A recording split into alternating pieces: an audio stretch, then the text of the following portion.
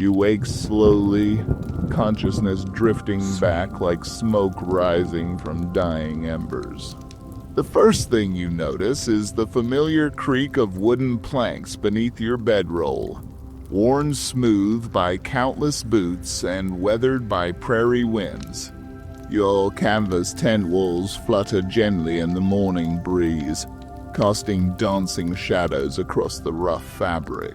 The air carries the distinctive smell of the frontier, leather, wood smoke, and that clean, endless scent of open country that seems to stretch beyond the horizon.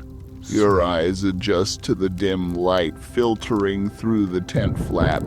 Outside, you can hear the gentle sounds of camp stirring to life. Someone's already got the coffee going. You can smell the rich, bitter aroma mixing with the lingering scent of last night's campfire. A horse snorts softly in the distance, followed by the quiet jingle of bridle hardware. The morning air is crisp against your skin as you push back the worn wool blanket, your breath visible in small puffs in the cool dawn air. You sit up slowly, feeling the familiar ache in your back from sleeping on the hard ground. Your clothes from yesterday are folded neatly on a wooden crate beside your bedroll, denim jeans worn soft from countless days in the saddle, a cotton shirt that's seen better days but still holds together, and your trusted leather vest.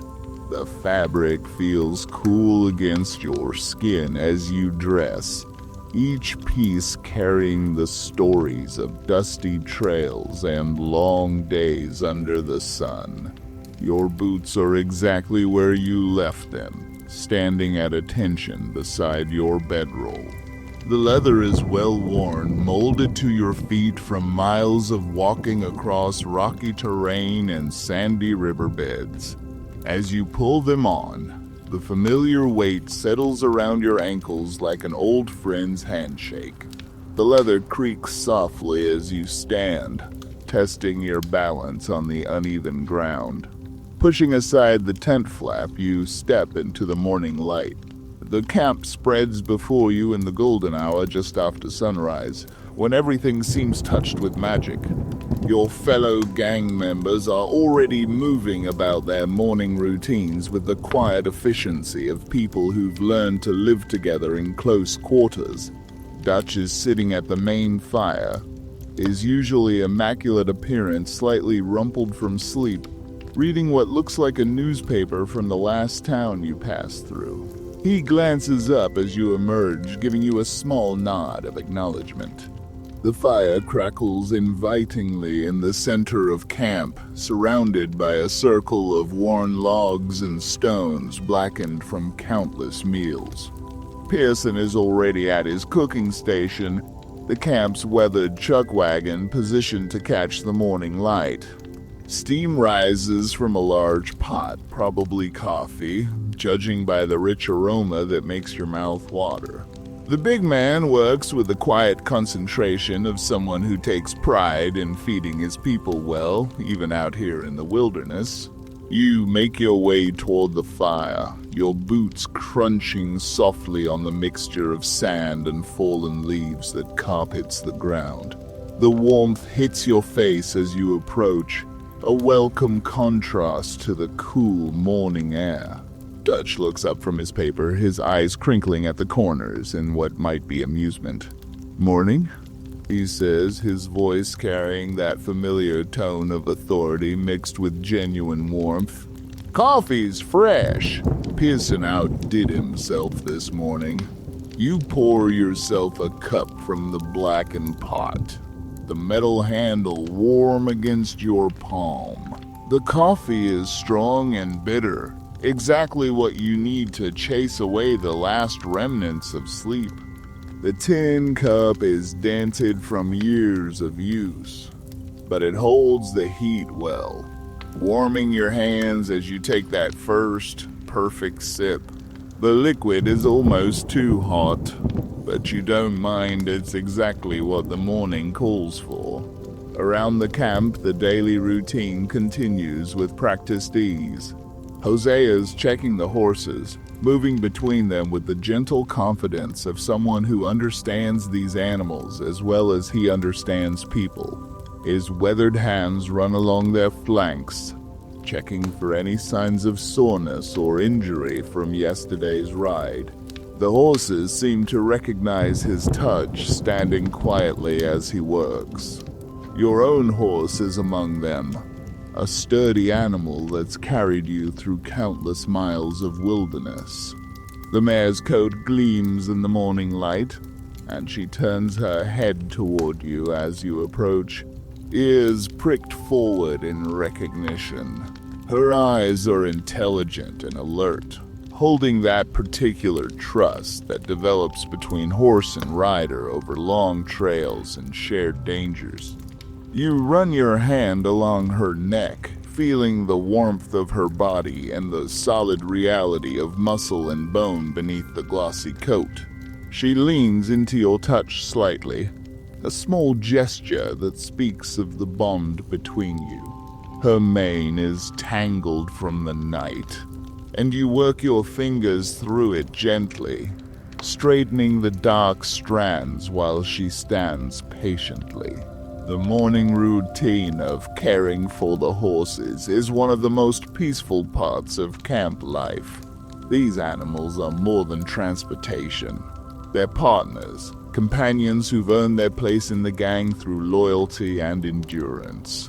You check her hooves carefully, cleaning out any stones or debris that might have gotten lodged during yesterday's ride. The familiar weight of her hoof in your hand is comforting, a reminder of the simple, necessary tasks that keep life moving forward. As you work, you become aware of the sounds of the wilderness waking up around you. Birds are calling from the trees that ring the camp, their songs mixing with the rustle of leaves in the morning breeze. Somewhere in the distance, you can hear the sound of running water. Probably the stream where you filled the water barrels yesterday. The sound is soothing, a constant backdrop that seems to wash away the tensions and worries that can build up during the harder days. Arthur wanders over, his own cup of coffee steaming in the cool air. His hat is pushed back on his head, and there's that easy smile on his face that comes with the quiet satisfaction of a good night's sleep and the promise of a peaceful morning. He leans against the fence post, watching as you finish checking your horse. "She's looking good," he says, nodding towards your mare. "That last shoeing we got done in Valentine seems to be holding up well." His voice carries the comfortable tone of someone discussing something he knows well. Arthur has always had a way with horses, an intuitive understanding that makes them trust him almost immediately. You give your horse a final pat and step back, satisfied that she's ready for whatever the day might bring. The sun is climbing higher now, painting the landscape in shades of gold and amber. The camp is fully awake, but there's no sense of urgency or rush. Today feels like one of those rare days when time seems to slow down, when the pressures of the outlaw life lift just enough to let you appreciate the simple pleasures of being alive in this vast, beautiful country. Dutch calls out from the fire, his voice carrying easily across the camp. "We're in no hurry today, folks. Let's take our time, enjoy the morning. We've earned ourselves a bit of peace." The words settle over the camp like a blessing. These moments of calm are precious, all the more so because they're rare.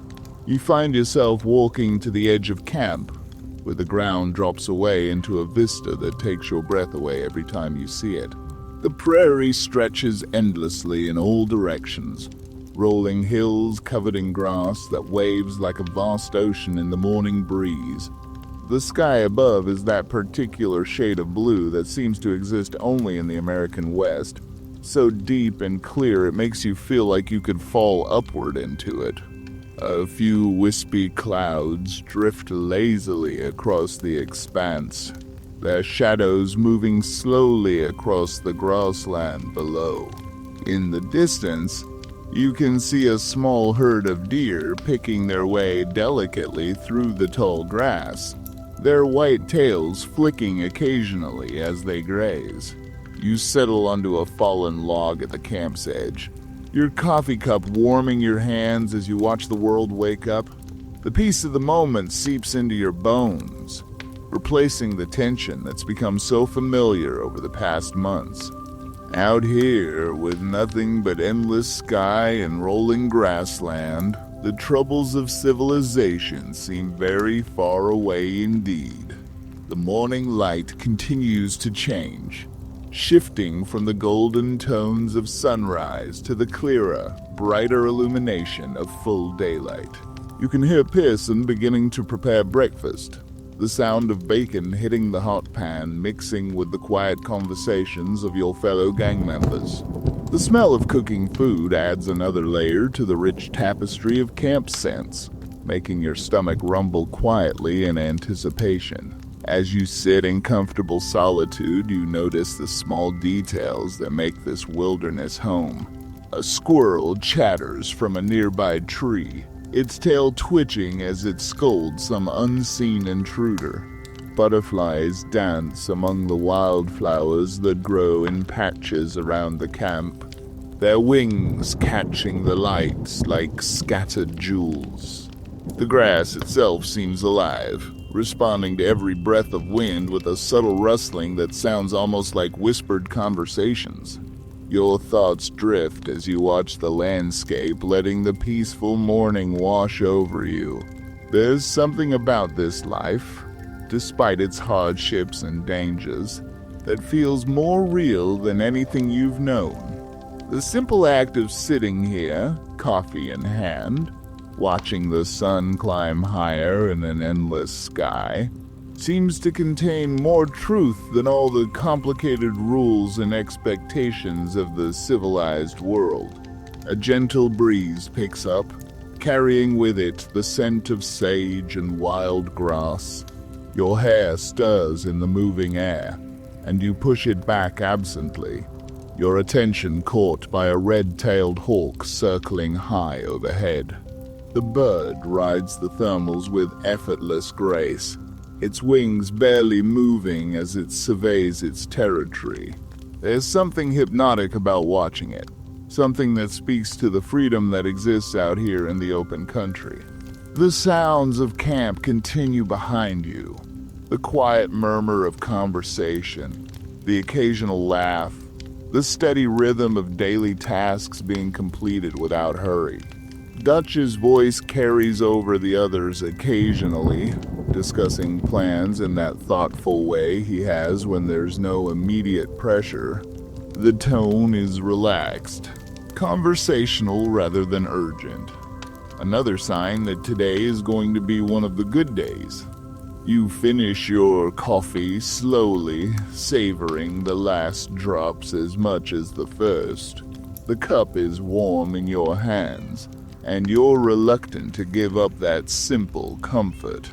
But eventually, you stand and make your way back toward the fire, ready to see what breakfast might bring and to settle into the gentle rhythm of a peaceful day in camp. The morning continues to unfold with that same unhurried pace, each moment feeling complete in itself. As you walk back toward the fire, you notice how the light has changed again, growing stronger and more direct. The shadows are shorter now, and the air is beginning to warm, promising a beautiful day ahead. Pearson looks up from his cooking as you approach, his round face flushed from the heat of the fire. "Just about ready," he says, stirring something in a large cast-iron pot. "Got some beans going, and there's fresh bread from yesterday if you want some." The smell of the cooking food is rich and inviting, making your mouth water. You settle onto one of the logs that serve as chairs around the fire, feeling the warmth on your face and hands. The flames dance hypnotically, and you find yourself watching them as you wait for breakfast, mesmerized by their constant movement and the way they seem to tell stories in their flickering patterns. Other gang members begin to gather around the fire, drawn by the smell of food and the promise of a hot meal. The conversation flows easily, touching on small things, the weather, the condition of the horses, plans for the day that feel more like suggestions than orders. There's a sense of community in these moments, a feeling that despite the hardships and dangers of this life, you're part of something larger than yourself. The sun climbs higher, and the day begins to settle into its rhythm. You can feel the last of the night's chill leaving the air, replaced by the gentle warmth that promises a perfect day. The endless sky stretches above you, blue and cloudless, and the prairie grass waves in the morning breeze like a sea of green and gold. This is the life you've chosen, difficult, dangerous, but filled with moments of incredible beauty and freedom. As you sit by the fire, surrounded by people who've become family, watching the sun rise over the endless grassland, you feel a deep sense of contentment. Whatever challenges the day might bring, right now, in this moment, everything is exactly as it should be. The morning stretches ahead of you, full of possibility and promise. The fire crackles warmly, the coffee is hot, and the vast American wilderness spreads out in all directions, waiting to be explored. You settle back on your log, ready to embrace whatever this beautiful day might bring. The breakfast settles warmly in your stomach as you push back from the fire, feeling satisfied and ready for whatever the day might bring. Pearson's cooking always has a way of sticking to your ribs, the kind of hearty fare that fuels long days in the saddle. The beans were perfectly seasoned, and the bread, though a day old, had that wholesome taste that only comes from honest ingredients and skilled hands. Dutch approaches as you're finishing the last of your coffee, his hat now properly positioned and his mustache neatly groomed. The morning light catches the silver threads in his dark hair, and there's something in his expression that speaks of plans forming, though nothing urgent or pressing. Feel like taking a ride? He asks, his voice carrying that familiar note of invitation rather than command. The morning's too beautiful to waste sitting around camp, and I've got a hankering to see what's beyond those hills to the south. You nod, already feeling the pull of the open trail. There's something about the prospect of a peaceful ride that appeals to you deeply, especially on a morning like this when the world seems painted in perfect light and the air carries the promise of discovery. You drain the last of your coffee and stand, stretching muscles that have settled into contentment around the fire. Your horse is still where you left her, and she lifts her head as you approach, ears pricked forward in interest.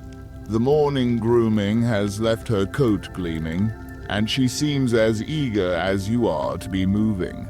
You run your hand along her neck one more time, feeling the warmth and strength beneath the glossy surface. The saddle is exactly where you left it, hanging on the wooden rack that Arthur built near the horse line. The leather is worn smooth from countless miles, shaped by use into something that fits you perfectly. As you lift it, you can feel its familiar weight, comforting in its solidity. The saddle blanket underneath is clean and dry, and you position it carefully on your horse's back, smoothing out any wrinkles that might cause discomfort during the ride. Your horse stands patiently as you work, occasionally turning her head to watch what you're doing. There's something deeply satisfying about the routine of saddling up, each movement practiced and efficient. The cinch draws tight around her barrel, and you check it twice to make sure it's secure but not too tight. The stirrups hang at just the right length, and the bridle slips over her head with practiced ease. Dutch has already saddled his own mount, a magnificent white horse that seems to share its rider's sense of dignity and purpose. The animal stands quietly, but there's an alertness in its posture that speaks of barely contained energy. Dutch adjusts his hat and swings into the saddle with the fluid grace of someone who's spent more time on horseback than on foot. You mount your own horse, feeling the familiar sensation of settling into the saddle. The leather creaks softly as you adjust your position, finding that perfect balance point where horse and rider become one. Your mare shifts slightly beneath you, testing the weight, then settles into readiness. You can feel her eagerness to be moving, the same restless energy that you feel in your own chest. "Ready?" Dutch asks, and at your nod, he touches his heels to his horse's sides. The animal responds immediately, moving from standing to walking with the smooth transition of a well-trained mount. Your own horse falls into step beside them, her hooves making a soft, rhythmic sound on the packed earth as you ride out of camp. The morning air feels different from horseback, cooler and more alive somehow.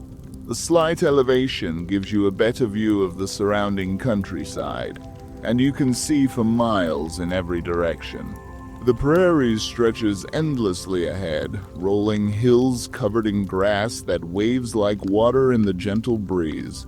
Here and there, small groves of trees break up the landscape, their leaves rustling with a sound like distant applause.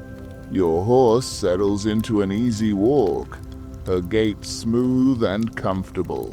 There's no need to hurry, no destination that demands urgency. This is one of those rare rides where the journey itself is the purpose, where the simple act of moving through the landscape is enough.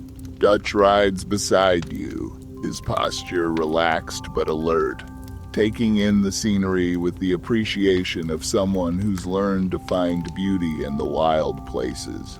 The sun climbs higher as you ride, painting the grassland in shades of gold and green. The shadows of the few clouds overhead move across the terrain like living things, creating patterns of light and dark that constantly shift and change. A meadowlark calls from somewhere in the grass, its song clear and sweet in the morning air. As you crest a small hill, a new vista opens before you. A valley spreads out below, greener than the surrounding prairie, with a ribbon of water winding through its center.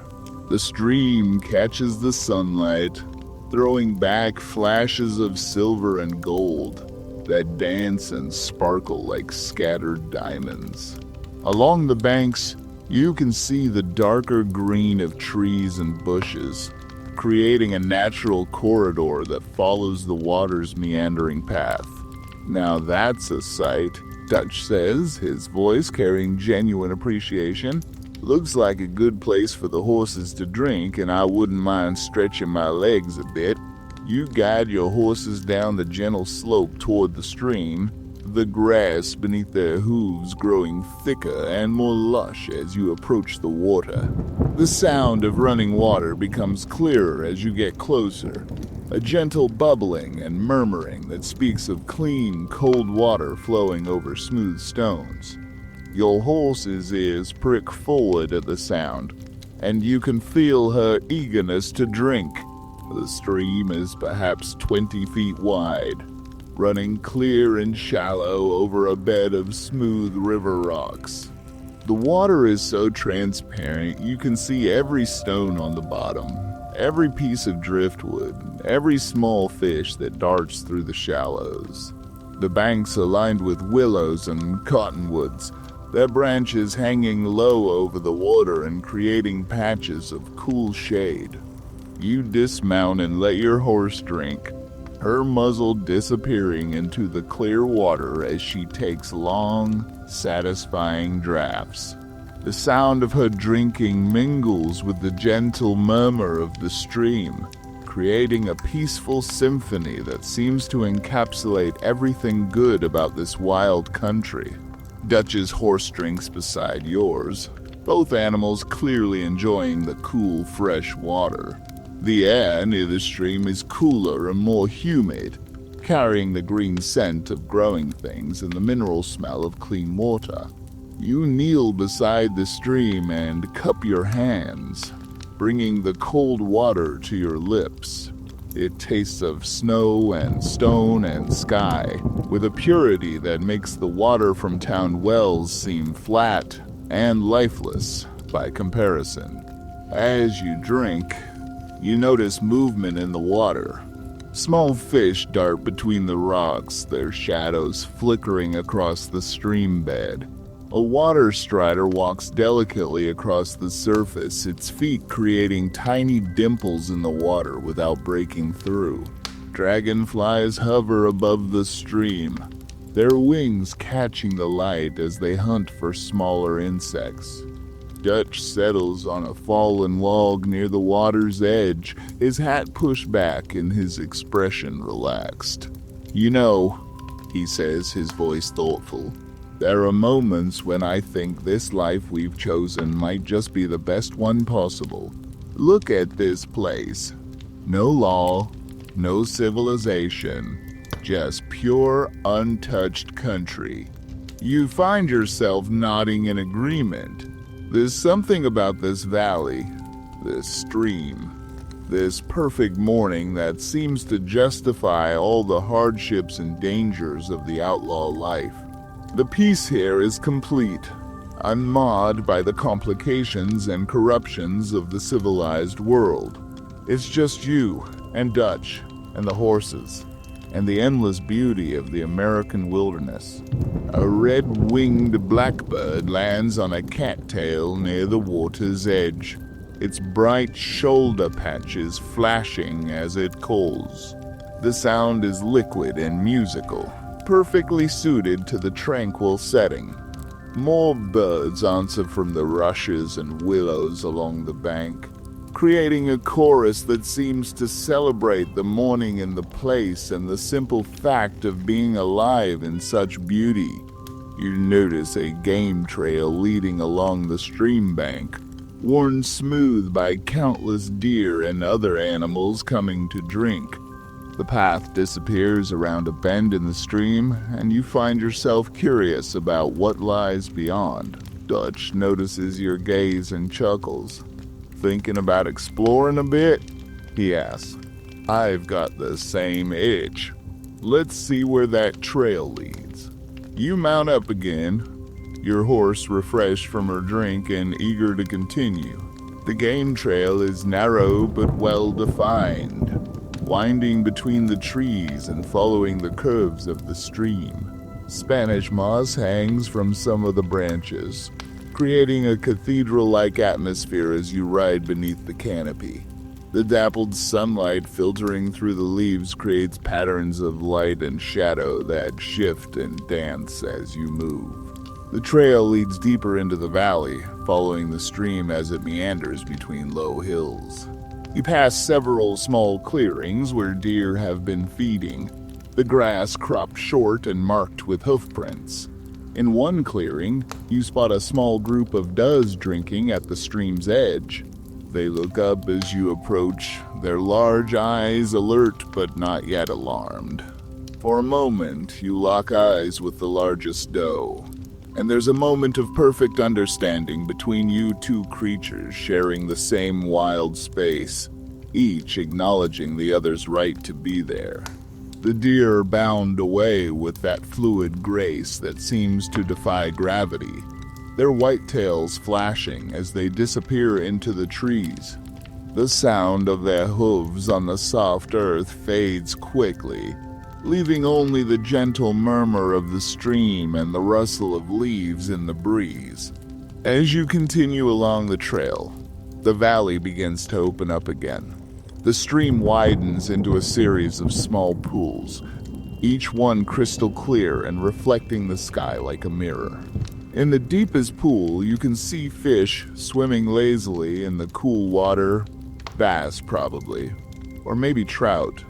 The sight makes you think of lazy afternoons spent fishing, of the meditative peace that comes from watching a line in the water and waiting for that gentle tug that signals a fish's interest. Dutch must be thinking the same thing because he pulls up his horse and dismounts. "You know what?" he says, his voice carrying a note of decision. "I think this calls for a bit of fishing. What do you say we make a day of it?" The idea appeals to you immediately. The morning has been perfect so far, and the prospect of spending the rest of it in this peaceful valley, perhaps catching enough fish for a fresh dinner, seems like the ideal way to continue. You dismount and begin to unsaddle your horse, letting her graze on the lush grass while you prepare for an afternoon of fishing. Dutch produces a fishing line from his saddlebags, along with a small tin of hooks and weights. "Always come prepared," he says with a grin. "You never know when you might find the perfect fishing hole." You walk along the stream bank, looking for the ideal spot. The pools are tempting, but you're drawn to a place where the stream flows around a large boulder, creating a deep, quiet eddy on the downstream side. The water here is dark and still, the kind of place where fish like to rest and feed. You can see the occasional ring on the surface where something has risen to take an insect. The fishing gear is simple but effective. A length of line, a hook, a small weight to carry the bait down to where the fish are waiting. You find a suitable piece of driftwood to serve as a rod, and soon you have a line in the water. The bait is nothing fancy. A piece of bread from breakfast, molded around the hook and cast gently into the quiet eddy. The waiting is part of the pleasure. You settle onto the bank with your makeshift rod, feeling the sun warm your back and listening to the gentle sounds of the stream. Dutch has found his own spot a little upstream, and you can hear him moving quietly through the grass as he tends his line. The horses graze peacefully nearby, their presence a comforting reminder of the partnership between human and animal that makes this life possible. The first fish takes your bait with a gentle tug that you almost miss.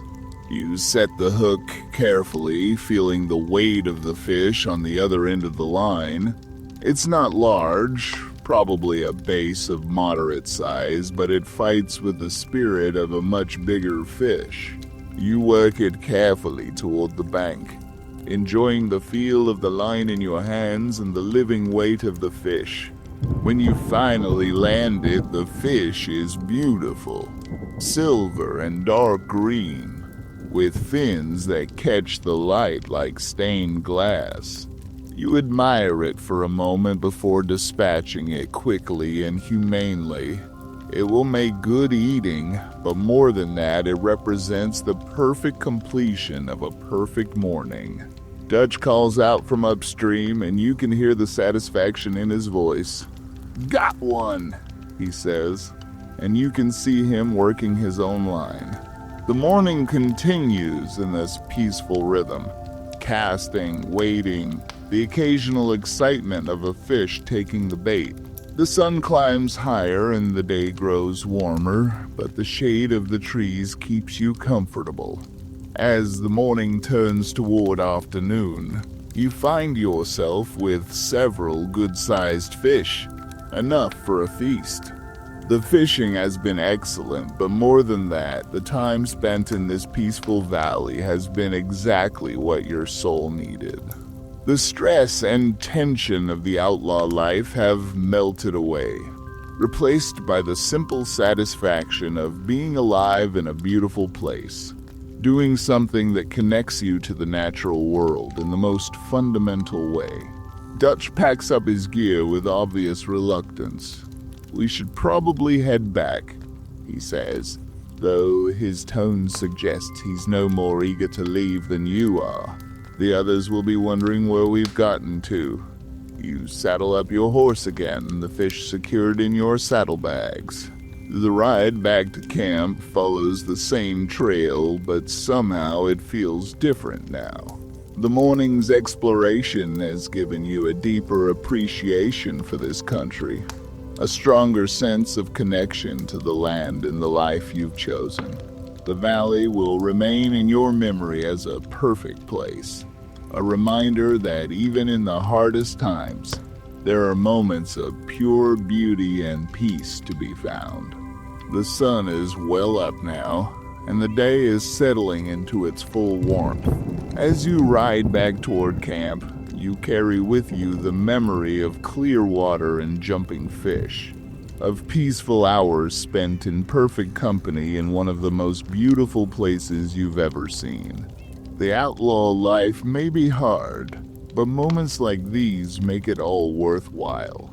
The ride back to camp takes you through different country than the morning's journey, Dutch choosing a longer route that follows the ridgelines and offers sweeping views of the territory below. Your horse moves with the satisfied rhythm of an animal that's had a good drink and a pleasant morning, her hooves finding their way automatically along the faint trails that crisscross this wilderness. The fish in your saddlebags are a pleasant weight, evidence of the morning's success and promise of a fine meal to come. You can already imagine the taste of fresh-caught bass cooked over an open fire, seasoned with wild herbs and served alongside whatever vegetables Pearson might have managed to acquire. The thought makes your mouth water slightly, though you're still comfortably full from breakfast. Dutch rides beside you in companionable silence, his hat tilted at just the right angle to shade his eyes from the climbing sun. Occasionally, he points out something of interest, a hawk circling high overhead, a small herd of pronghorn antelope picking their way delicately across a distant meadow, the ruins of an old homestead slowly being reclaimed by the prairie grass. Each observation is made quietly, without breaking the peaceful spell that seems to have settled over the morning. The landscape continues to unfold around you in all its vast glory. Rolling hills stretch to the horizon in every direction, covered in grass that waves like a restless sea. Here and there, small groves of trees break up the endless expanse, cottonwoods marking the course of seasonal streams, oak and hickory clustered in the draws where water collects during the infrequent rains. The sky above is a dome of perfect blue, unmarked by clouds, and so clear it seems you could see forever if you just looked hard enough. As you crest a particularly high ridge, a new vista opens before you. In the distance, perhaps 5 miles away, you can see the dusty buildings of a small town clustered around what must be the main street. Smoke rises from several chimneys, and even at this distance, you can make out the movement of people and horses going about their daily business. The town looks peaceful, prosperous enough, but not wealthy. The kind of place where people work hard and mind their own business. Valentine, Dutch says, following your gaze. Nice little town. We might ride in later, see what's what. But not today. Today's for taking our time. You nod in agreement, though part of you is curious about the town. There's something appealing about the idea of walking down a real street, maybe having a drink in a proper saloon, hearing the latest news from the outside world. But Dutch is right. Today has been perfect in its simplicity, and there's no need to complicate it with the complexities of civilization. Your horse picks her way carefully down the far side of the ridge, her hooves sure and steady on the rocky ground. The descent offers a different perspective on the country you've been riding through, revealing hidden valleys and distant mountains that weren't visible from below. A red-tailed hawk circles overhead, riding the thermals with effortless grace, and you watch it for a moment, envying its freedom to soar above all the earthbound concerns of human life. The trail levels out as you reach the bottom of the ridge, following a dry creek bed lined with smooth stones and occasional pools of standing water. Your horse's hooves ring musically on the rocks, creating a rhythm that matches the peaceful pace of the morning. Butterflies dance among the wildflowers that grow in patches along the creek bank, their wings catching the sunlight like scattered jewels. As you ride, you become aware of the rich variety of life that surrounds you. A cottontail rabbit freezes in the grass ahead, its dark eyes watching you carefully before it bounds away in that peculiar hopscotch pattern that rabbits use when they're not quite sure if they're in danger. A killdeer calls from somewhere nearby, its cry sharp and piercing in the still air. In the distance, you can hear the lonely sound of a meadowlark, its song seeming to capture all the wild loneliness and beauty of this endless country. The sun is approaching its zenith now, and the air is growing warmer. You can feel the heat beginning to build, though it's still comfortable in the shade of your hat. Your horse's gait remains steady and unhurried, and you settle deeper into the saddle, letting the rhythm of her movement carry you along in a state of perfect contentment. Dutch begins to hum quietly, a tune you don't recognize, but which seems to fit perfectly with the peaceful morning. His voice is surprisingly good, rich and melodious, and the sound blends with the natural music of the wilderness.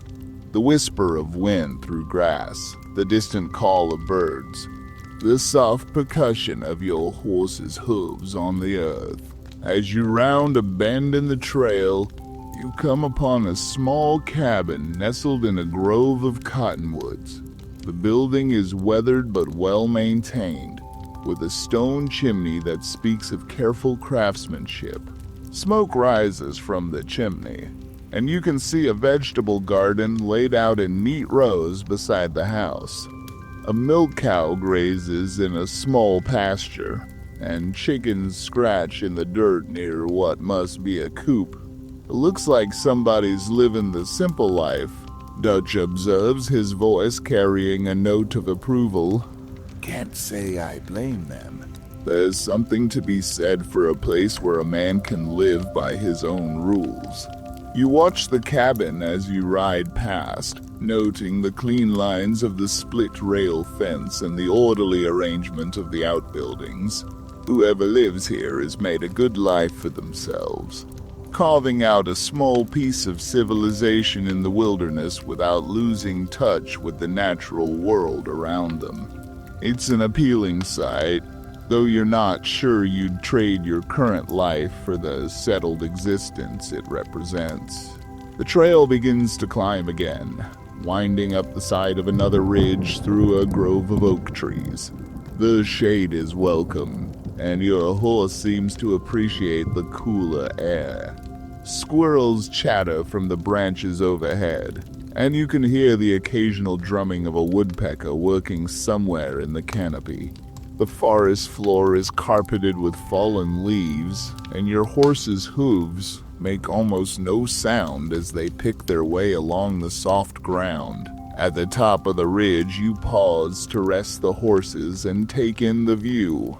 The camp is visible in the distance, a small cluster of tents and wagons that looks almost insignificant against the vast backdrop of the prairie. You can see the thin line of smoke rising from the campfire, and the sight fills you with a warm sense of homecoming. It's been a perfect morning, but there's something deeply satisfying about the prospect of returning to the familiar comfort of camp. Dutch pulls out a pocket watch and checks the time. Just past noon, he says, snapping the watch closed. We've got time for a leisurely ride back. Maybe we'll arrive just in time for Pearson to start thinking about dinner. The thought of dinner reminds you of the fish in your saddlebags, and you feel a small surge of pride at the morning's success. It will be good to contribute something to the camp's larder, to share the bounty of the morning with your fellow gang members. There's something deeply satisfying about providing food through your own efforts, about maintaining the connection between the natural world and the sustenance it provides. You begin the descent toward camp, your horse picking her way carefully down the rocky trail. The sun is warm on your back, and you can feel the pleasant fatigue that comes from a morning spent in the saddle. It's a good tiredness, the kind that speaks of useful activity and time well spent. Your muscles are loose and relaxed, and you feel more at peace than you have in weeks. As you ride, you find yourself thinking about the morning's experiences. The peaceful fishing, the beautiful valley, the vast landscapes you've ridden through, all of it has combined to create a sense of deep satisfaction and contentment. This is why you chose this life, why you turned away from the constraints and complications of civilization. Out here in the wild country, you can live according to your own rules, move at your own pace, find your own definition of success and happiness. The trail levels out as you approach the camp, and you can see your fellow gang members going about their afternoon routines. Someone has strung a clothesline between two trees, and shirts and undergarments flutter in the breeze like prayer flags. Arthur is working on something at the small table he's set up near his tent, probably writing in that journal he's always scribbling in. The sight makes you smile. Arthur's dedication to recording the events of their shared life is both touching and amusing. Hosea is sitting in the shade of the main camp area, a book open in his lap. The old man looks up as you approach, his weathered face creasing into a smile. "Well, well," he calls out. "The fishermen return. I trust the morning was productive?" You hold up the string of fish, and Hosea's smile broadens. "Excellent work," he says, his voice warm with approval. "Pearson will be pleased. He's been muttering about the camp's diet needing more variety." You dismount and begin to unsaddle your horse, the familiar routine made even more satisfying by the knowledge that you've had a perfect morning. Your horse seems as content as you are, standing quietly as you remove the saddle and bridle. She shakes herself vigorously once she's free of the tack, then wanders over to join the other horses at the rope line. Dutch has already disappeared into his tent, probably to attend to some bit of business or planning. The man never seems to completely rest, always thinking ahead to the next move, the next opportunity. But even Dutch seemed to enjoy the morning's peaceful excursion, and you're glad you were able to share it with him. You take the fish to Pearson, who examines them with the professional interest of a man who takes his cooking seriously.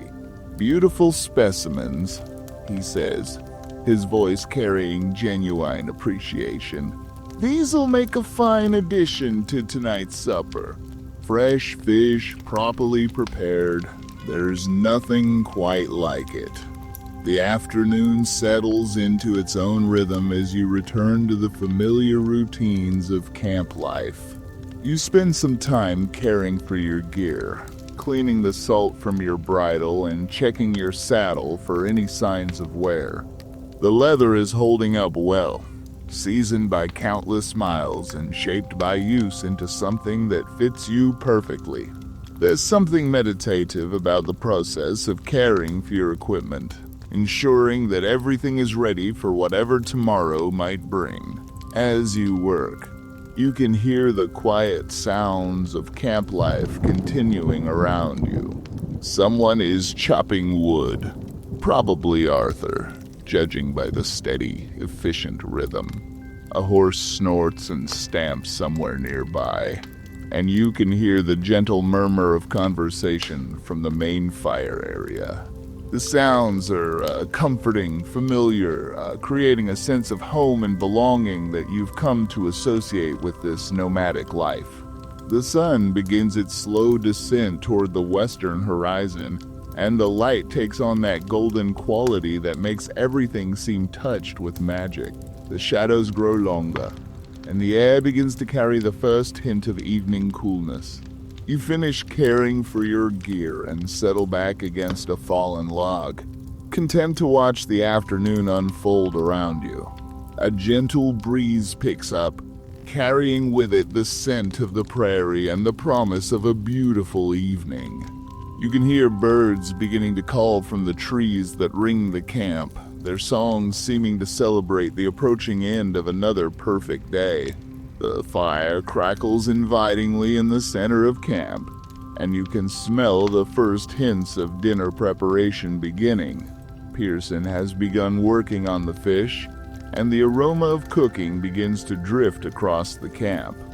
He's added wild onions and herbs to the pan, and the smell is rich and appetizing. Your stomach responds with a quiet rumble, reminding you that it's been hours since breakfast and that a morning of fishing builds a considerable appetite. As the afternoon progresses, other gang members begin to drift back to camp. Some have been hunting, others have been on various errands or simply exploring the surrounding country.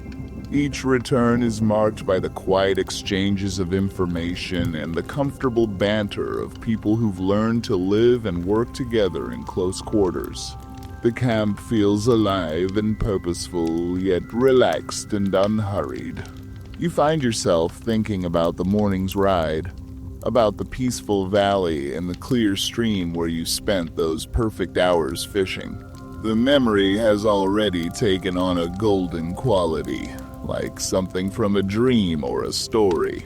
But it was real, and it was yours, and it represents everything that's good about this life you've chosen. The sun continues its descent, and the light becomes even more golden and warm. You can feel the day beginning to wind down, can sense the approaching evening in the changing quality of the air and the lengthening shadows. Soon it will be time for dinner, and after that, the peaceful hours around the fire before sleep claims you once again.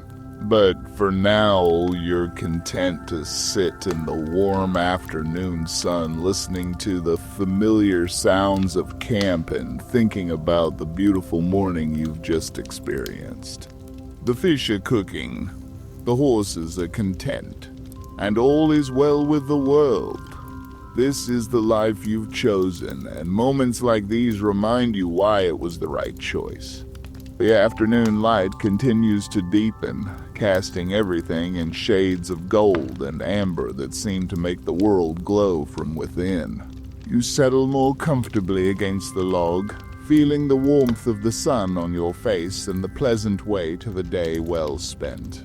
The camp around you hums with quiet activity, not the frantic bustle of a place under pressure, but the calm, purposeful movement of people who are exactly where they want to be.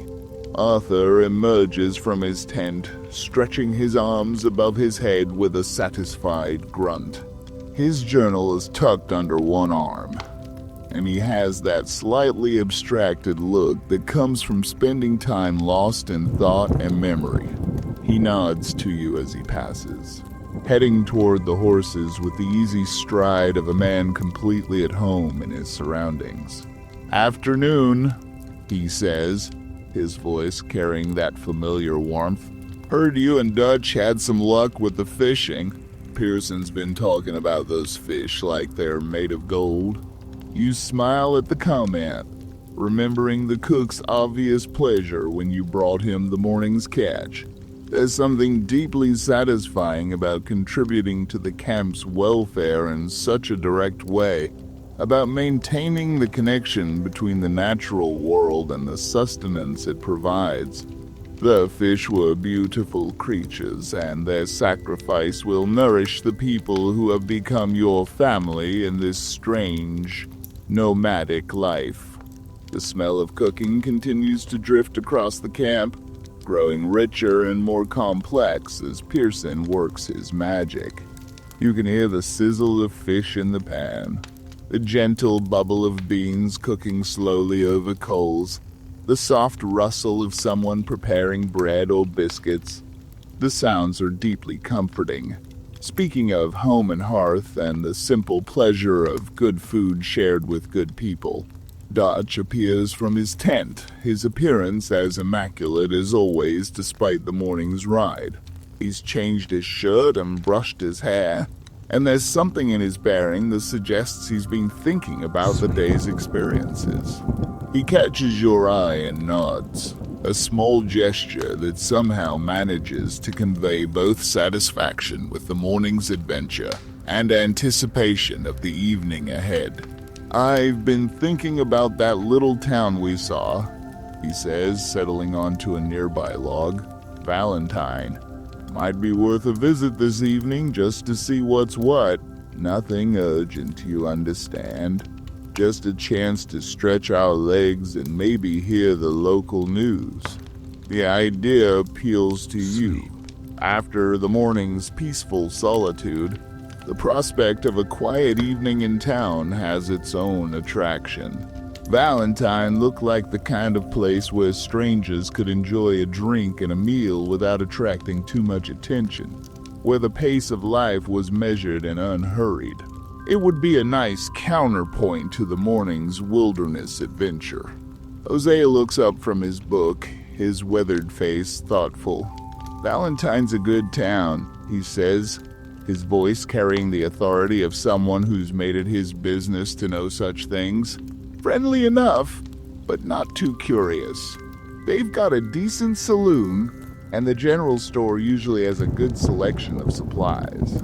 The mention of supplies reminds you of the small necessities that always seem to be running low in camp: coffee, tobacco, ammunition, the countless small items that make life on the trail possible. A trip to town could serve multiple purposes, combining the pleasure of a quiet evening with the practical business of maintaining the camp's needs. As the afternoon progresses, you find yourself looking forward to the evening's excursion. The morning's ride has left you feeling relaxed and content, but not tired. Quite the opposite, in fact. The combination of fresh air, good exercise, and the deep satisfaction of a successful fishing expedition has left you feeling energized and ready for whatever the evening might bring. The sun continues its slow descent toward the western horizon, painting the sky in shades of orange and pink that seem to set the very air on fire.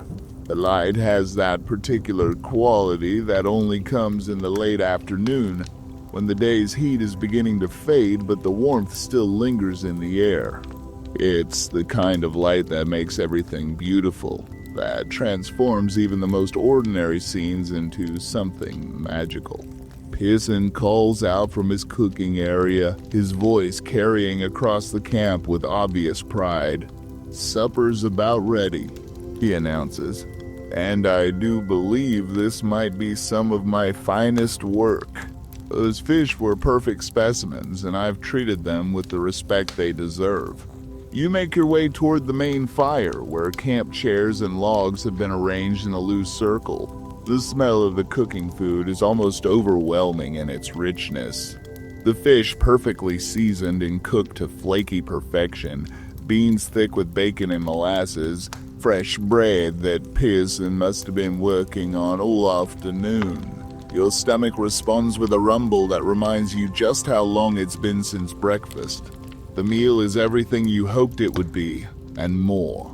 The fish flakes apart at the touch of your fork, revealing flesh that's moist and flavorful, with just a hint of the wild herbs that Pearson has used to season it. The beans are rich and satisfying, the bread warm and crusty on the outside, soft and tender within. It's the kind of meal that makes you grateful for the simple pleasures of life, good food, good company, and the satisfaction of eating something you helped to provide. Dutch eats with obvious appreciation. occasionally making comments about the quality of the fish or the skill of the cook. Arthur contributes his own observations, and soon the conversation flows as smoothly as the evening breeze. The talk is unhurried and companionable, touching on the morning's adventures, plans for the evening, and the countless small observations that make up the fabric of shared life. As the meal progresses, the light continues to change, becoming softer and more golden. The shadows lengthen, and the air begins to carry the first hint of evening coolness. You can hear night birds beginning to call from the trees that ring the camp, their songs seeming to herald the approaching transition from day to night. After the meal, you help clean up the cooking equipment, a familiar routine made more pleasant by the satisfaction of a truly excellent dinner. Pearson accepts compliments on his cooking with the pleased humility of a craftsman who knows his work is good, and you can tell that he's genuinely happy to have had such quality ingredients to work with. As the cleanup is completed, Dutch stands and stretches, his movements easy and relaxed. He says, his voice carrying a note of decision, "I think it's time for that trip to Valentine. Anyone who's interested is welcome to come along. We'll take our time, enjoy the evening, maybe have a drink or two before heading back." The prospect is appealing, and you find yourself nodding in agreement. Arthur decides to join the expedition, as does Hosea, and soon a small group is formed. The others seem content to remain in camp, perhaps preferring the quiet pleasures of an evening around the fire to the stimulation of town life. You saddle your horse again, a familiar routine even more pleasant now that you're completely relaxed and well-fed. Your mare seems as content as you are, standing quietly as you prepare her for the evening's journey. The leather of the saddle is warm from the day's sun, and the familiar weight of it settles comfortably into place. The ride to Valentine takes you through different country than the morning's journey, following established trails that show the passage of many horses and wagons. The landscape is beautiful in the evening light, the rolling hills and endless grass painted in shades of gold and amber that seem to glow from within.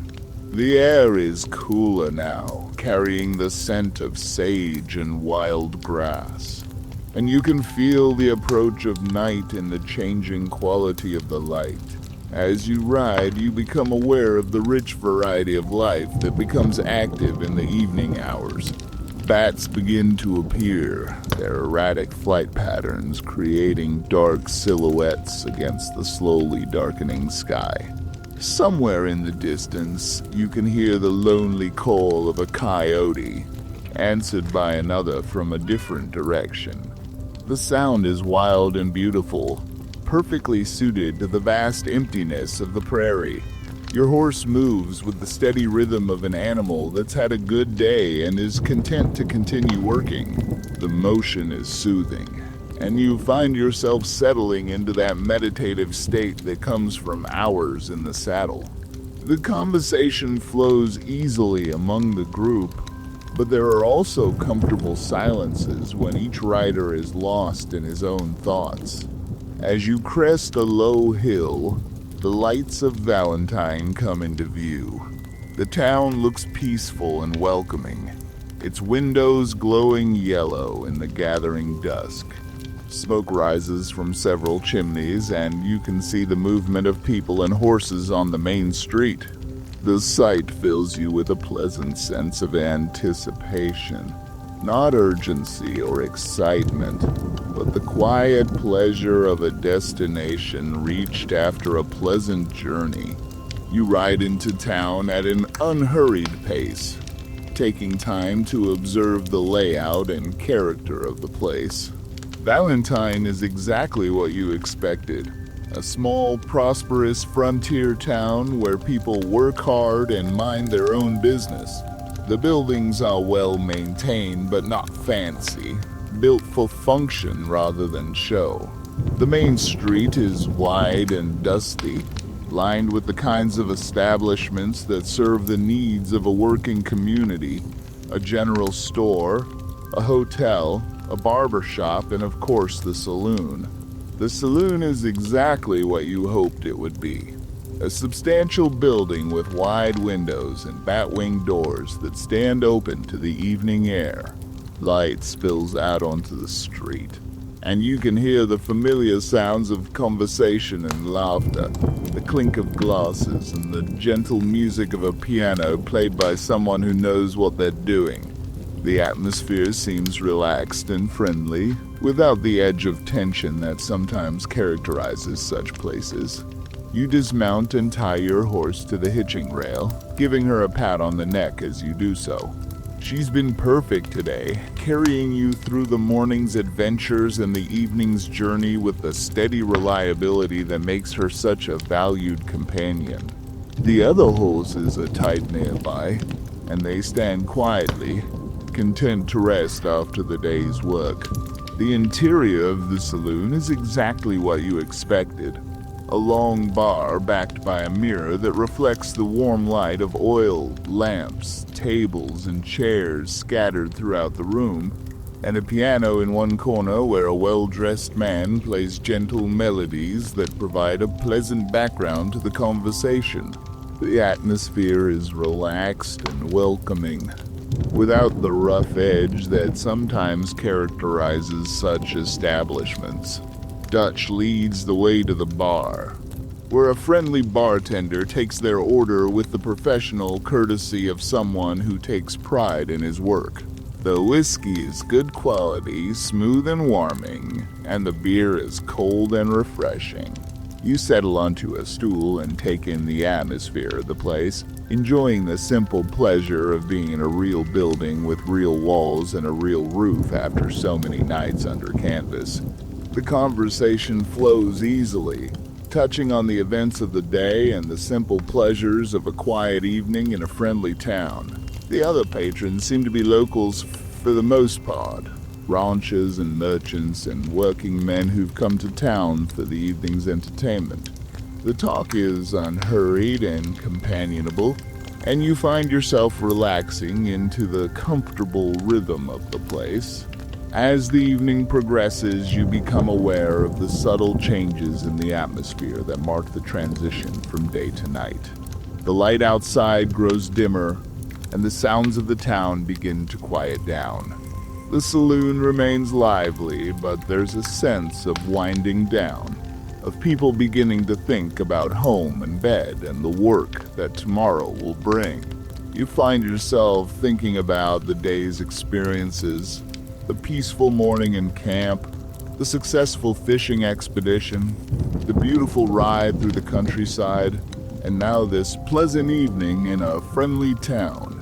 It's been a perfect day, the kind that reminds you why you chose this life and why you continue to find satisfaction in its simple pleasures. The piano player begins a gentle melody that seems to capture the mood of the evening perfectly. The music is soothing and nostalgic, speaking of home and hearth and the quiet pleasures of a life lived at a human pace. You listen with half your attention while the other half takes in the comfortable atmosphere of the saloon and the easy companionship of your fellow gang members. As the evening draws on, Dutch suggests it might be time to head back to camp. The suggestion is made without urgency, but with the practical wisdom of someone who knows that even the best things should be enjoyed in moderation. You finish your drink and prepare to leave, feeling satisfied with the evening's entertainment and ready for the peaceful ride back to camp. The night air is cool and fresh after the warmth of the saloon, and you take a deep breath as you untie your horse from the hitching rail. The town is quieter now, with fewer people on the streets and most of the buildings showing only the warm glow of lamplight through their windows. It's a peaceful scene, speaking of a community that works hard and sleeps well. The ride back to camp is different from the earlier journeys. transformed by the darkness and the cooler air. Your horse moves with the sure-footed confidence of an animal that knows its way, and you trust her judgment as you ride through the night. The moon is rising, casting everything in silver light that makes the familiar landscape seem mysterious and beautiful. As you ride, you can hear the night sounds of the prairie, the distant call of an owl, the rustle of small creatures in the grass, the gentle murmur of wind through the trees. The sounds are peaceful and reassuring, speaking of a world that continues its ancient rhythms regardless of human concerns. You feel deeply connected to this vast, wild country, grateful for the chance to experience it so intimately. The camp comes into view as you crest the final hill, the warm glow of the fire visible in the distance. The sight fills you with a sense of homecoming, of returning to a place where you belong and are welcome. It's been a perfect day, and the prospect of settling down by the fire for a final hour of quiet companionship before sleep seems like the ideal way to end it. The campfire glows like a beacon in the darkness as you approach, its warm light creating a circle of comfort in the vast prairie night. The familiar silhouettes of tents and wagons emerge from the shadows, and you can see several figures gathered around the fire, their voices carrying softly on the night air. The sight fills you with a deep sense of belonging, of returning to a place where you are known and valued. You dismount and begin the familiar ritual of unsaddling your horse, the movement's automatic after countless repetitions. Your mare stands quietly, her head drooping slightly with the pleasant fatigue of a day well spent. The saddle comes off easily, and you hang it in its proper place on the wooden rack. The bridle follows, and you take a moment to check her over one more time, running your hands along her legs and feeling for any heat or swelling that might indicate injury. The other horses are already settled for the night, some lying down in the soft grass, others standing in that relaxed, three-legged stance that horses adopt when they feel completely safe. The sight is comforting. These animals that have carried you so faithfully through the day now resting in perfect peace. You give your mare one final pat and leave her to join her companions. The fire crackles invitingly as you approach, and you can see the familiar faces of your fellow gang members illuminated by the dancing flames. Hosea is there, his weathered features looking peaceful in the firelight, and Arthur sits nearby, his journal open in his lap as he writes by the light of the flames. The scene is one of perfect domestic tranquility, a moment of peace carved out of the larger uncertainties of the outlaw life. Dutch settles into his usual spot near the fire, his posture relaxed but alert. There's something about firelight that brings out the best in people, that creates an atmosphere of intimacy and shared purpose. The harsh edges of daylight are softened, and faces that might seem stern in the full sun appear gentle and contemplative in the warm glow of the flames. "Perfect evening," Dutch says, his voice carrying the satisfaction of a man who's had exactly the kind of day he hoped for. "Good fishing, good food, good company, and now a good fire to end it all properly. A man could do worse than to spend all his days like this." Arthur looks up from his journal, his eyes reflecting the firelight. "Been a good day, all right," he agrees, his voice carrying that particular warmth that comes from deep contentment. Days like this make a man appreciate what he's got. The conversation flows easily, touching on the day's experiences and the simple pleasures of life lived at a human pace. The talk is unhurried and companionable, the kind of discourse that comes naturally when people are at ease with themselves and their surroundings. You settle onto a log near the fire, feeling the warmth on your face and the gentle tiredness that comes from a day spent in honest activity. Pearson appears with cups of coffee, the rich aroma mixing with the wood smoke in a combination that speaks of home and comfort. The coffee is strong and hot, perfect for sipping while watching the flames dance and listening to the night sounds of the prairie. You wrap your hands around the warm cup, feeling the heat seep into your fingers and chase away the slight chill of the evening air. The fire pops and crackles, sending small showers of sparks up into the darkness. The flames dance hypnotically, creating patterns of light and shadow that seem to tell stories of their own. There's something deeply peaceful about watching a fire. Something that connects you to the most basic human experiences. The need for warmth, for light, for the sense of safety that comes from being part of a group gathered around a shared source of comfort. As the evening progresses, the conversation begins to wind down, replaced by the comfortable silence that comes when people are completely at ease with each other. The fire burns lower, and someone adds another log, sending fresh flames dancing up into the night. The sound of the wood catching fire is satisfying, a promise of continued warmth and comfort. The night air is cool and clean, carrying the scent of sage and wild grass and the faint smell of distant rain. Above, the stars are beginning to appear, first as faint pinpricks of light, then growing brighter as the sky darkens. The moon is rising, casting everything in silver light that makes the familiar landscape seem mysterious and beautiful. You find yourself thinking about the day's experiences, about the peaceful morning in camp, the successful fishing expedition, the beautiful ride through the countryside, and the pleasant evening in Valentine. It's been a perfect day, the kind that reminds you why you chose this life and why you continue to find satisfaction in its simple pleasures.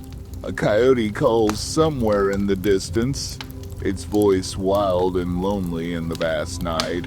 The sound is answered by another from a different direction, and then another, until the prairie seems filled with their song.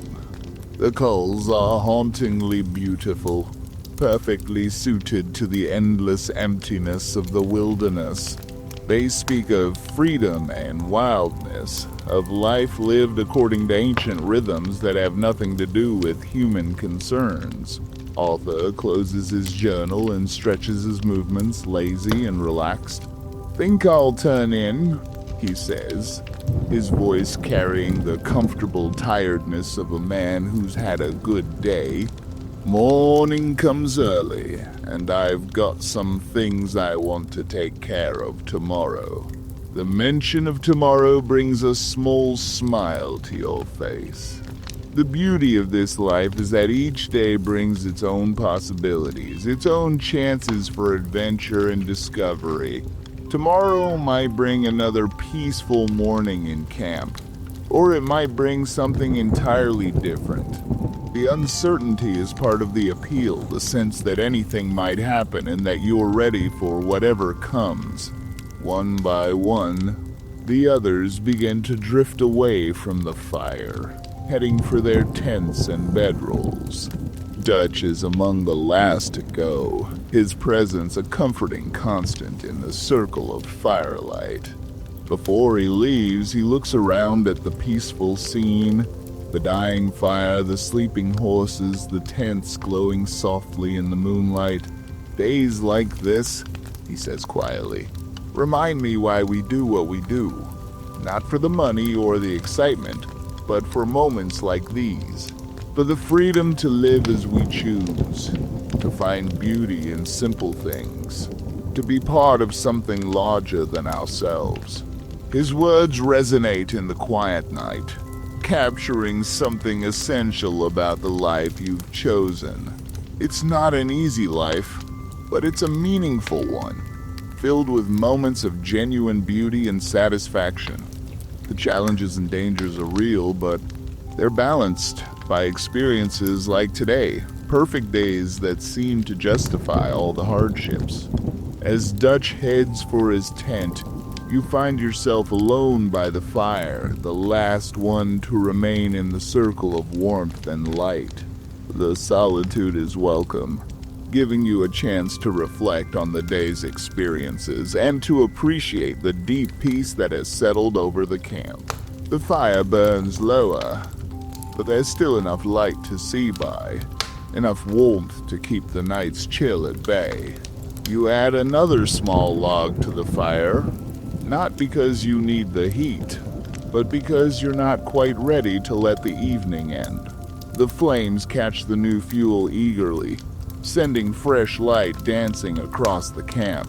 The horses stir slightly at the sound, but they remain peaceful, secure in their knowledge that all is well. The night is filled with small sounds, the gentle rustle of canvas in the breeze, the distant call of a night bird, the soft sound of one of the horses shifting position. These sounds are comforting rather than alarming, the natural music of a world at peace. You listen with half your attention while the other half takes in the beauty of the scene around you. The moon is higher now, casting everything in silver light that makes the familiar landscape seem transformed. The tents glow softly, and you can see the dark shapes of the horses standing peacefully in the rope corral. The prairie stretches endlessly in all directions, rolling hills and grassland that seem to go on forever under the star-filled sky. You find yourself thinking about the morning's fishing expedition, about the clear stream and the peaceful valley where you spent those perfect hours. The memory is already taken on a dreamlike quality, but you know it was real. Know that such places exist and that you have the freedom to find them. This is what the outlaw life offers, not just the excitement and danger that people imagine, but the chance to experience the natural world in its purest form. The fire burns lower, and you know it's time to let it die down for the night. But first, you take one more look around the camp, appreciating the peace and security that surrounds you. The tents are quiet, the horses are settled, and the vast prairie stretches away in all directions, beautiful and serene under the star-filled sky. You bank the fire carefully, arranging the coals so they'll burn safely through the night without spreading. The flames die down to a gentle glow, but there's still enough heat to keep the worst of the night's chill away. The routine is familiar and comforting, one of the countless small tasks that keep life running smoothly in the wilderness. As you prepare to head for your own tent, you take one last look at the peaceful scene. The camp is quiet now. Everyone's settled for the night, the horses resting peacefully, the fire burning low but steady. The moon bathes everything in silver light, and the stars shine with a clarity that's impossible to achieve in the civilized world. You make your way to your tent, your boots making soft sounds on the mixture of grass and sand that carpets the ground. The night air is cool and clean, carrying the scent of sage and wild grass and the faint smell of wood smoke from the dying fire. Inside the tent, your bedroll is exactly as you left it. The familiar arrangement of blankets and canvas that has become your home. You undress slowly, hanging your clothes on the wooden crate that serves as furniture. The routine is familiar and comforting, part of the daily ritual that marks the transition from day to night. Your body feels pleasantly tired, the good kind of fatigue that comes from a day spent in honest activity. Your muscles are relaxed, and you can feel the deep satisfaction that comes from a perfect day well spent. The canvas walls of the tent flutter gently in the night breeze, creating a soft, rhythmic sound that's deeply soothing. You can hear the distant call of a night bird, the gentle rustle of grass in the wind. The soft sound of one of the horses moving in the corral. These sounds are peaceful and reassuring, the natural music of a world at rest.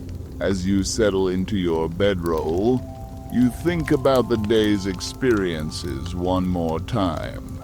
The peaceful morning in camp, the successful fishing expedition, the beautiful ride through the countryside, the pleasant evening in Valentine, and now this perfect conclusion by the fire under the stars. It's been a day that will live in your memory, a reminder of why you chose this life and why you continue to find satisfaction in its simple pleasures. The blankets are soft and warm, worn smooth by countless nights of use. You pull them up to your chin, feeling the gentle weight settle over you like a familiar embrace. The tent is your private world, a small space carved out of the vast wilderness where you can rest and dream and prepare for whatever tomorrow might bring. Through the tent walls you can hear the gentle sounds of the night, the distant call of a coyote, the soft rustle of canvas in the breeze, the quiet breathing of the horses. These sounds are deeply comforting, speaking of a world that continues its ancient rhythms regardless of human concerns. You feel deeply connected to this vast, wild country, grateful for the chance to experience it so intimately. Your eyes grow heavy as you lie in the comfortable darkness, listening to the peaceful sounds of the night. The day's experiences replay in your mind. The clear stream where you caught those beautiful fish, the endless prairie grassland, the friendly atmosphere of the Valentine saloon, the warm glow of the campfire. Each memory is perfect in its own way, a small piece of a larger tapestry that makes up the rich fabric of this life you've chosen. The camp is quiet now, everyone settled for the night, the horses resting peacefully, the fire burning low but steady. You can feel the deep peace that comes from being exactly where you belong, surrounded by people who've become family and living in harmony with the natural world. This is what freedom really means. Not the absence of responsibility, but the ability to choose your own path and to find meaning in the journey. Sleep begins to claim you, creeping in at the edges of consciousness like a gentle tide. You don't fight it, but let it come naturally, part of the perfect rhythm of a day that has included everything good about this life. The sounds of the night continue around you, but they seem to fade into the background as you drift toward sleep. Your last conscious thought is of gratitude for the perfect day, for the beautiful country, for the companions who've shared the journey, and for the freedom to live as you choose. It's been a day that will live in your memory, a reminder of why you chose this path and why you continue to find satisfaction in its simple pleasures. Tomorrow will bring its own adventures, its own challenges and rewards. But tonight, you rest in perfect peace, surrounded by the vast beauty of the American wilderness and the warm security of a life lived on your own terms. You stir again, blinking slowly. The breeze carries the soft scent of mesquite and dry grass, and the campfire's embers glow faintly behind your closed eyelids. You stretch your legs just enough to feel the worn leather of your boots pull gently at your ankles, and you let your arms fall behind your head in the dirt, resting there. It's not often a day lets you breathe like this. You stay still for a while longer, watching a hawk glide overhead, its wings steady as it drifts on the invisible winds above. Then, with a sigh and the low creak of your spine, you push yourself up, brush the dust from your coat, and give your horse a soft pat on the side of her neck.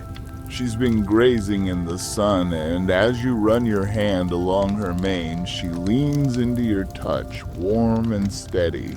The sun's slipping lower now, and the orange light spills across the grassland like honey over old wood. You swing back into the saddle, give the reins a gentle tug, and the two of you move on down the ridge. You take your time. The trail winds through brush and old fence lines, past dead trees with their limbs stretched to the sky like skeletons praying for rain. You don't know exactly where you're heading, and you don't need to. The plains stretch on forever, and somewhere in the distance you can see a flicker of movement, maybe a fox, maybe just a shadow. Down by the river, you find the perfect place to stop. The current is slow, gentle, and the water glows pink in the fading light. You dismount, lead your horse to the bank, and let her drink. The sound of her lips parting the surface mixes with the hum of insects and the far-off croak of frogs waking with the dusk. You kneel beside her, splash cool water on your face, and breathe in deep. The world feels slower now. The kind of slow that sinks into your bones. From your saddlebag, you pull a few strips of dried meat and some stale bread. You chew slowly, not for the taste, but for the rhythm of it. You eat because your body asks you to, not because you're in any kind of hurry. The silence wraps around you like a blanket. There's no need for conversation here. Just the breath of the earth, the whisper of the wind, and the steady pull of gravity anchoring you in place. Eventually, you build yourself a small fire. You collect fallen twigs and dry brush, arrange it into a circle of rocks, and strike flint until the spark catches. The flames rise slowly, lazily, as if they too are tired from the weight of the day. You sit close and hold your hands out to the heat. It's a dry warmth, the kind that chases the cold from your boots and seeps into your fingertips. You watch the sky turn. The orange fades to deep purple, then indigo, then black, as the stars come out one by one. No towns nearby. No lanterns or oil lamps, just starlight and firelight. You listen to the crackling logs and the far-off howl of a coyote. Somewhere nearby, a night bird whistles a lonely tune. Your horse shifts her weight behind you, tail flicking lazily. You lie back, arms folded behind your head, and stare up at the Milky Way. It's brighter than you remembered, a smear of white and silver stretching across the heavens like spilled paint on black velvet. For a moment, you think about how many others have looked up at this same sky. Cowboys, outlaws, ranchers, lovers, all of them searching for something in the stars. You close your eyes. You drift off, just for a while. You wake up to the fire reduced to a bed of glowing embers and the stars still hanging above you, sharp and cold. It must be sometime after midnight. The air has turned chillier, and dew clings to your sleeves. You shift your coat tighter around your body and check on your horse, who's lying down near the fire, breathing slow and deep. You don't bother rebuilding the fire. You just sit up and watch the mist creep off the riverbank like a ghost. There's a peace to this hour. You think about the men back in camp, snoring in tents, bundled in blankets, dreaming of the warmth you have out here in the open. You think about how different life is out here compared to the towns. No lawmen, no clocks, no names shouted from porches. Just the sound of your own breath. The hush of trees swaying gently overhead, and the knowing that no one's going to find you unless you want them to. When the chill begins to seep in too deep, you rise and stir your horse awake. She grunts softly but stands obediently, her mane covered in a light dusting of moisture. You pack up, douse the last of the fire with dirt, and mount up again. The moon's high enough to cast shadows now, and the trail ahead glows silver. You ride slowly, carefully, picking your way through the night.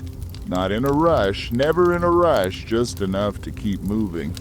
You pass an old oak tree, twisted and weathered, with initials carved deep into the trunk. Some lovers, probably. All friends who needed to be remembered. You run your fingers over the letters as you ride by. After another hour, you reach a rocky outcrop with a clear view of the surrounding land. You dismount and sit on a boulder, pulling a thin blanket from your saddlebag and wrapping it over your shoulders. The wind carries the faint scent of rain, even though the sky is clear. You suspect there's a storm brewing somewhere far off. You sit there for a long time just watching. You think of the life you've built, of the names and faces you've passed, of the days you spent riding hard and the nights you collapsed beneath the stars, of the firelight flickering in someone else's eyes, long since gone. You wonder how many more nights like this there will be, how many more mornings you'll wake to coffee and saddle creaks. And then you decide it doesn't matter. This moment is enough. You lay back on the rock, feel its cool surface against your spine, and let the weight of the world settle over you like a blanket. Sleep finds you again. You wake just before dawn. The horizon glows with the faintest shade of pale blue, and the stars begin to fade, slipping away into the quiet hush of morning. A soft wind moves through the grass, brushing against your blanket and bringing with it the earthy scent of damp soil, cedar, and last night's ashes. You sit up slowly, joints stiff from the stone beneath you, but there's a kind of peace in the ache like proof that you lived another day out here under sky and stars. Your horse is still there, standing not far off, shifting her weight and nosing at the ground. She lifts her head when you stir, ears perked, and gives a gentle huff that breaks the silence. You stand and stretch, arms wide, spine cracking faintly. The blanket falls from your shoulders, catching the breeze before settling in the dust. You fold it neatly, slide it back into your saddlebag, and run a hand down your horse's neck, her hide warm beneath your palm. There's no fire left, just a gray circle of stone and ash. You don't bother rekindling it. The air is cool but not biting, the kind of chill that wakes you up without stealing comfort.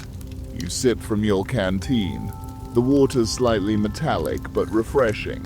There's a small hunk of bread in your bag, dry but edible, and you chew it slowly as you take in the silence. In the distance, a fog curls low over the land, hanging between the folds of the hills like a ghost that hasn't decided whether to leave. You watch it shift for a while, rising, falling, clinging to the earth as the sun begins its slow crawl up the sky.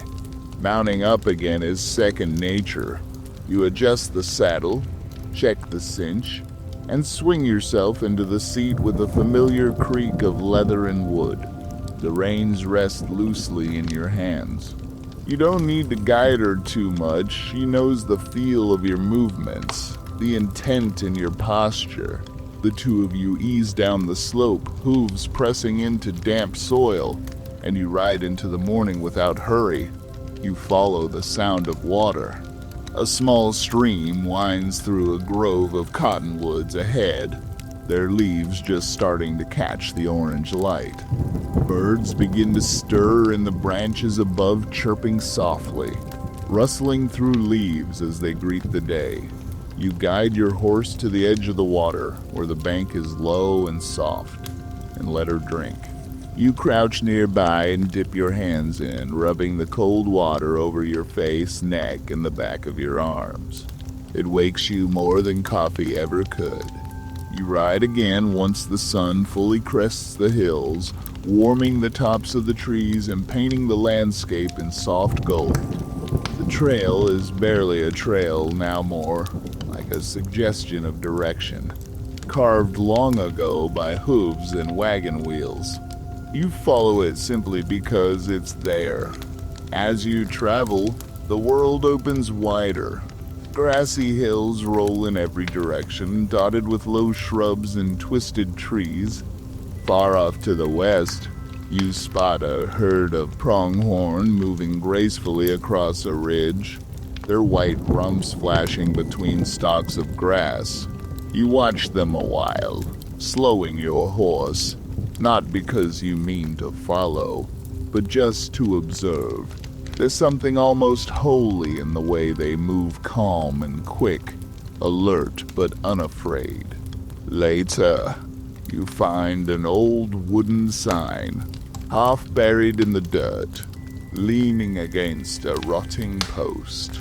It reads, "Crescent Ford, 2 miles."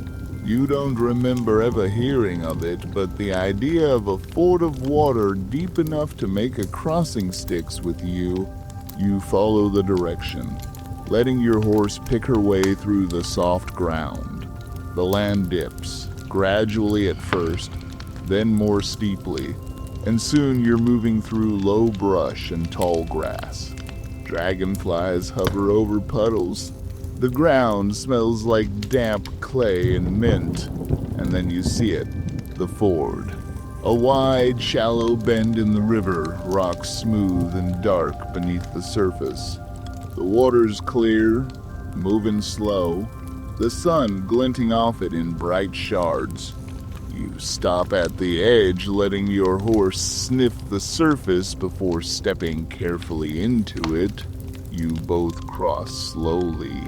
The cold water sloshes around your boots and soaks into your pant legs. The current tugs faintly at your mount's legs, but she stays steady. On the other side, you guide her up the muddy bank, her hooves leaving wide prints in the soft earth. You pause for a moment to let her shake out her mane, the droplets of river water scattering into the breeze. Beyond the ford, the land changes. The grass grows taller here, and the trees thicken. Pines mix with cottonwoods, and the shade cools the air around you. Birds call out from the canopy above, and somewhere deeper in the trees, you hear the distant knock of a woodpecker against bark. It's peaceful in a different way, now less open, more sheltered. You decide to rest for a bit. You find a fallen log at the edge of a clearing and tie your horse to a low branch nearby. She nibbles at the grass, tail flicking occasionally. You sit on the log, your back against its rough bark, and pull out a small journal from your coat pocket, just a few pages bound with string. You flip through them slowly. Sketches, notes, things you wrote down long ago when you thought the details might matter later. You tear a blank page free, pull a pencil stub from your vest, and begin to draw what you saw earlier, the pronghorn, their shapes against the ridge, the sloping horizon behind them. You don't worry about getting it right. It's not for anyone else, it's just for you. You finish the sketch slowly, carefully, letting your hand drift across the paper without urgency. The lines are soft, a bit uneven, but that's fine. They aren't meant to be perfect. You tuck the paper back between the pages and slide the journal into your coat pocket. The log is warm beneath you now, heated gently by the morning sun filtering through the pines. Your horse lifts her head and looks at you, ears twitching forward, a silent nudge timed to move. You stand, brushing bark and pine needles from your pants, and walk over to untie her reins. She steps forward before you even mount, eager to keep going. You swing into the saddle again, the creak of leather blending with the wind passing softly through the trees. The trail ahead winds gently, shaded and still. The sound of your horse's hooves against damp earth becomes a rhythm steady, grounding. You ride with no real goal, only the sense that there's always something new around the bend. A place you haven't seen, a scent you haven't breathed in, a quiet moment still waiting. Eventually the trees thin. You emerge into a small clearing where the grass is long and golden, swaying in waves. To the west, low hills rise like sleeping giants. You guide your horse up the slope step by step and reach the top just in time to catch the breeze. It rushes past your face, lifting your hair and brushing your coat back. You close your eyes for a second and let it pass through you. Below the hill lies a valley wide and green with a single dirt road cutting across it. In the distance, you see what looks like a small cabin and a fenced paddock. Smoke rises gently from a crooked chimney. Someone's home. You consider going down, not for conversation, not even for supplies, just to ride past, to see how others are living. Sometimes it's enough just to know someone else is out here too. You follow the dirt road down the valley's edge. The path is narrow and rocky, but your horse takes each step with care. At the bottom, you let her trot lightly toward the cabin. You pass a field of low corn stalks, dry but green, and a row of chickens scatter from your path. A dog barks once but doesn't pursue. You spot a man sitting on the porch, hat tipped low, rocking slowly in an old wooden chair. He glances up as you pass. You nod. He nods back. Nothing more needs to be said. You ride on past the fence line and into another stretch of open grassland. It's quieter now. The sound of the wind carries only your breath and the steady rhythm of hooves. You ride for another hour, maybe two. The light grows warmer, richer, the shadows a little longer. It's the kind of light that turns every blade of grass into gold and every tree trunk into amber. Eventually, you find a lone cottonwood tree standing near a dry creek bed. It offers just enough shade, and the roots curl like claws around the edge of the bank. You stop there, slide from the saddle, let your horse rest again. You sit in the shade and lean back against the tree's rough bark.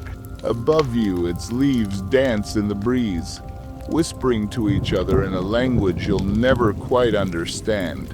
You close your eyes, not to sleep, just to listen. You lose track of time beneath that cottonwood. Maybe it's 10 minutes, maybe a full hour. The sun moves slowly across the sky, warming your boots and shoulders. The breeze stays constant, weaving through the leaves like a lullaby. Every now and then, your horse shifts, her hooves pressing softly into the dust. But she doesn't wander. She knows you're still there. You open your eyes and study the sky through the canopy above. The blue is lighter now, brushed with faint streaks of white cloud. The kind of sky that feels like it could stretch forever. Eventually, you stand again. You dust off your coat, refill your canteen from a shallow pool in the creek bed, and check your gear. Everything is right where it should be. You tighten the saddle, whisper something quiet to your horse, and mount up once more. Back on the trail, the land stretches out in soft rolling hills. You ride with no real purpose, just following the feel of the wind and the rhythm of hooves. The trail dips through clusters of cottonwood and aspen, their pale bark flashing in the light. You spot a red-tailed hawk circling above, and hear the far-off call of a crow echo through the canyon. You pass a cluster of boulders shaped by wind and time-tall, narrow things that rise like fingers from the earth. You pause for a moment, admiring their strange beauty. Some old soul might have called them sacred. You don't know what to call them, but they make you feel small in the right kind of way. Further ahead, you come across an abandoned wagon. Its wheels are broken. The canvas has been shredded by time and weather. A few rusted tools lie scattered around it, half buried in dust. You dismount and look around, no signs of recent life, no danger, just silence. You open one of the old crates in the back and find a tin cup, a torn leather satchel, and a faded photograph of family standing stiffly in front of a cabin. You study it for a moment, then gently place it back where you found it. Some stories are better left in the ground. You climb back into the saddle and continue on. The wind picks up again as the sun begins its slow descent. You ride past low rock walls, maybe old corrals, and dry, cracking fence posts swallowed by prairie grass.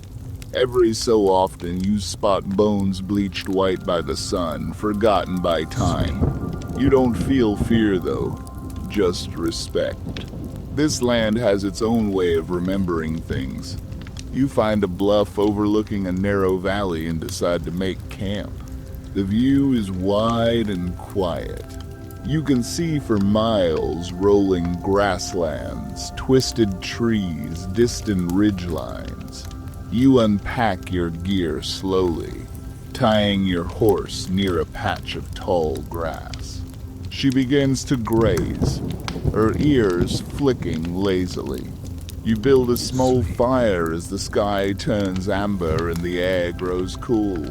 Sitting beside the flames, you warm your hands and watch the smoke drift upward in long, lazy curls. The silence here is different and thicker somehow. It wraps around you like a blanket. You pour a little water into a tin pot and add some leftover beans. They hiss and bubble softly over the fire.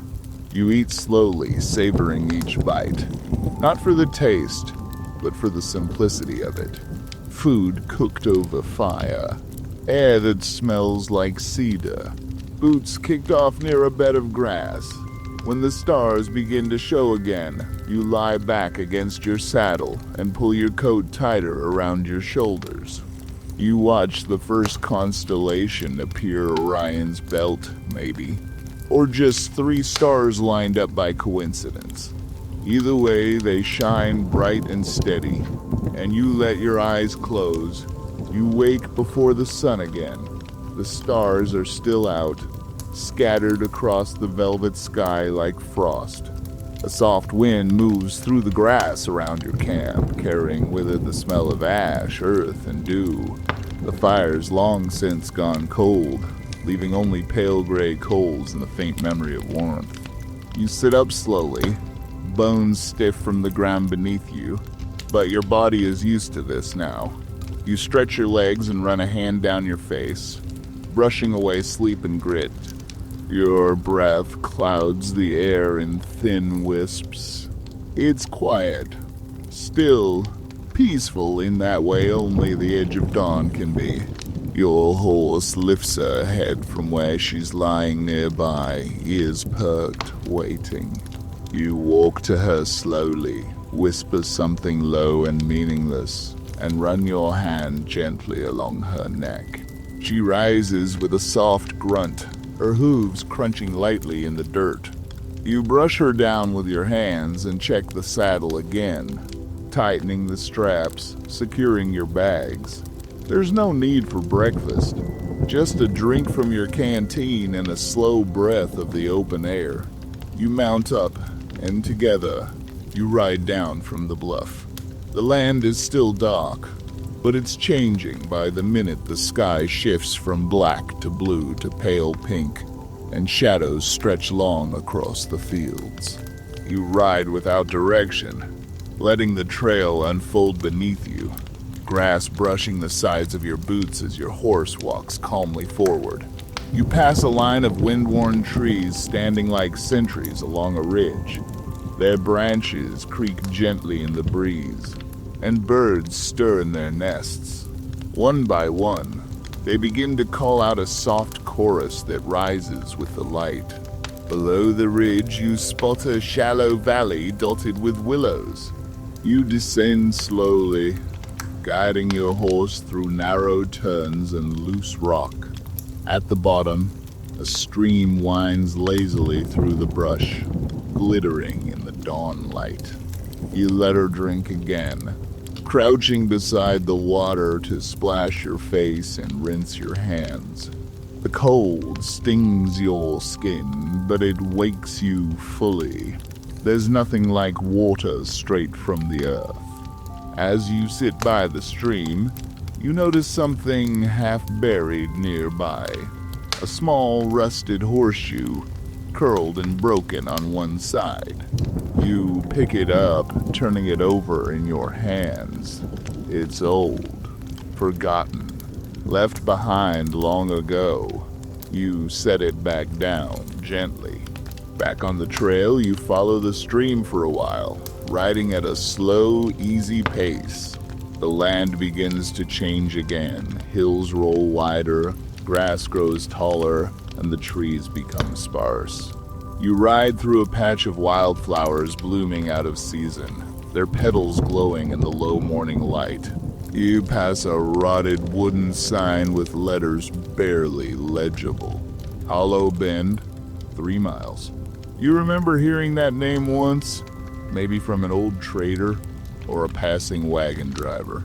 A tiny settlement, tucked between hills and brush, with little more than a general store, a stable, and a few empty houses. You decide to ride there. Not for supplies, not even for shelter. Just to see it, just to know it, you follow the old trail toward Hollow Bend. The path is narrow and worn, overgrown in places by thorny brush and low grass, but it still leads true. You guide your horse gently through the twists and turns, ducking under low branches, the scent of sun-warmed pine filling your lungs. Birds fly up from the trees as you pass, startled but not panicked. A jackrabbit darts across the trail ahead, ears back, legs kicking up dust as it disappears into the underbrush. After a while, the road begins to widen. You spot a post fence half collapsed, its rails rotting and warped. Beyond it, a series of wooden buildings peek out from behind a rise in the land. As you crest the hill, Hollow Bend comes into view. It's just as you imagined. Quiet, forgotten, still standing after all these years. A stable with a sun-bleached roof. A 2-room general store with a slanted porch. A well at the center of town, its rope frayed and bucket long gone. A few homes, some collapsed, others leaning, their windows dark and empty. You ride in slowly, hooves clopping softly against the hardened earth. Dust kicks up in faint clouds and the wind rustles through empty shutters. You dismount near the well and tie your horse to a sturdy post. She noses at the ground, looking for something green. You let her be. You walk the main road, boots crunching against gravel and stray nails. One of the houses still has its door hanging on the hinges. You push it open gently, the wood groaning. Inside, there's little left, a broken chair, a table on its side, and a rusted pot resting in a pile of old straw. But on the far wall, scratched into the wood, is a line of tallies. Maybe days, maybe years. You stare at them for a while, then turn and leave. You stop at the store next.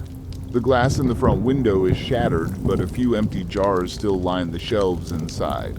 You step through the broken door, brushing cobwebs from your coat. The floor creaks beneath your weight. There's a ledger open on the counter.